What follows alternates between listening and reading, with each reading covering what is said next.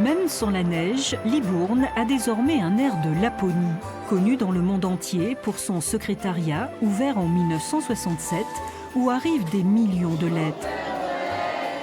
Voilà pour le côté pile que nous connaissons tous, mais côté face, à quelques kilomètres à vol de Rennes, c'est une autre histoire qui est racontée. Nous sommes à la chapelle du Carmel, l'espace des expositions temporaires du musée de Libourne, qui s'interroge sur le sens de la fête, loin des flonflons et des clichés. Noël, c'est avant tout une fête religieuse, c'est le moment de la naissance du Christ. Mais il se trouve qu'aujourd'hui, effectivement, cet aspect religieux est un petit peu caché par le Père Noël lui-même, qui est un personnage qui n'est pas du tout religieux, qui est plus païen. Certes, on retrouve tous les codes traditionnels. Le rouge et le vert, le feu de cheminée, les patins à glace comme ceux-ci récupérés à la patinoire de Bordeaux. Mais ce sont de simples clins d'œil autour d'images décalées avec humour et mordant. On prend le contre-pied total du Noël magique, du Noël fabuleux, rempli de bons sentiments.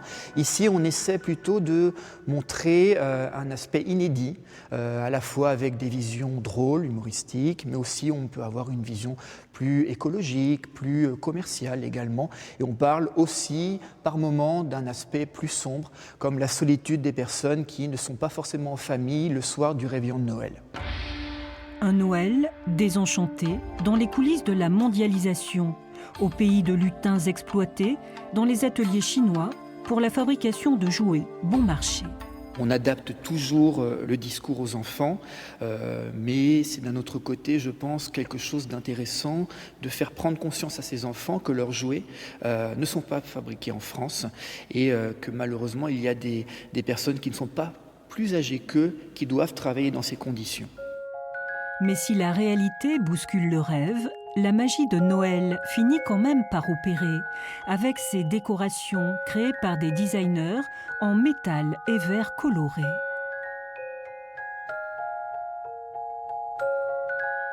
La boule de verre, une tradition depuis 1858 dans les Vosges.